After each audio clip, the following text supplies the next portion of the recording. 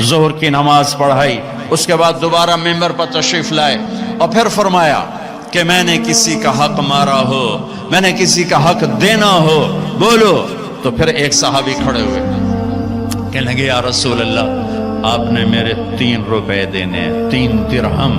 تو آپ نے فرمایا ہاں میں نے دینے ہوں گے پر مجھے ذرا یاد دلا دو۔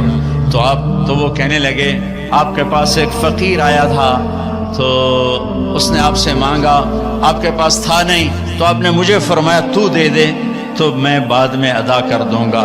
یا رسول اللہ وہ 3 درہم آپ نے دینے ہیں۔ تو آپ نے فرمایا ہاں مجھے یاد آ گیا، میرے نبی کے گھر میں تو تیل نہیں تھا چراغ جلانے کو۔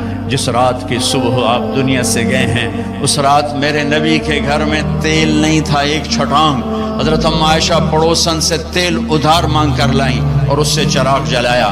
تو آپ نے فضل بن عباس سے فرمایا کہ فضل میرے بھائی یہ میرا قرضہ تیرے ذمہ ہے۔ ان کا یا رسول اللہ میرے ذمہ ہے۔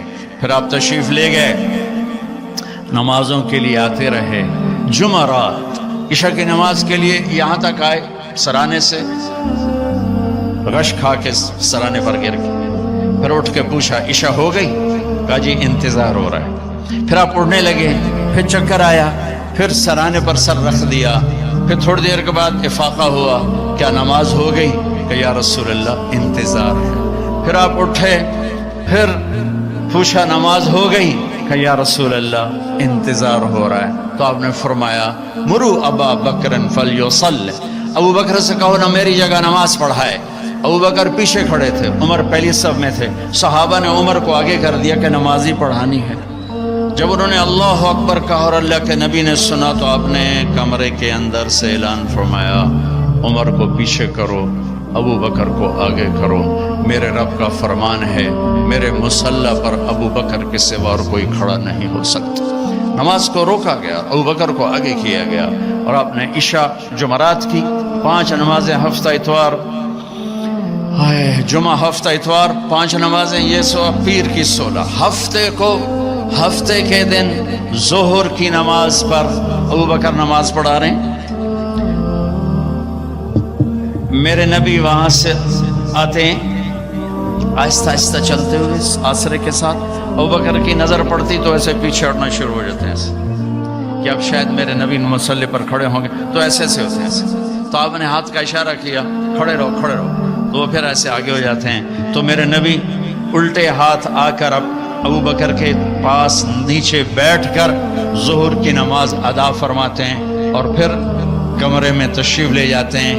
یہ آپ کی آخری آمد تھی امت کے پاس۔ پھر اس کے بعد آپ باہر نہیں تشریف لائے، پیر کا دن آ گیا، فجر کی نماز صحابہ پڑھ رہے، آپ نے ایسے ذرا سا دروازہ کھولا اور اپنی امت کو یوں دیکھا۔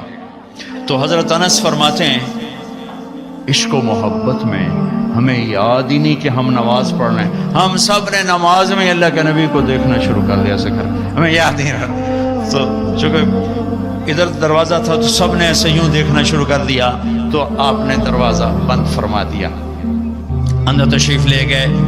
اشراق کا وقت ہوا تو آج 12 ربیع الاول ہے، آج واپسی شالا ٹر دے سجڑنو کوئی نہ ویکھے، ڈھے پمدے نے کنگرے ہاں دے، اچیاں باہیں تے لمیاں ڈھائیں تے ہوندے وین کسے دے نہ دے۔ یہ میری زبان کی شاعری ہے، تمہیں سمجھ میں آئے نہ آئے، بہت بڑی کی ہے خواجہ غلام فرید صاحب نے۔ تو آپ نے تمام ازواج کو بلایا، تمام بیگمات کو بلوایا، سب کو ملے، بات کچھ نہیں کی، ملاقات کی، رخصت فرمائی۔ پھر اپنی بیٹی فاطمہ کو بلوایا، ان کو پاس بٹھایا، ان کے کان میں کہا بیٹی آج میں جا رہا، تو وہ رونے لگی۔ تو آپ نے فرمایا ادھر کان قریب کرو، پھر قریب کرو نہیں، سب سے پہلے تو میرے پاس پہنچے گی۔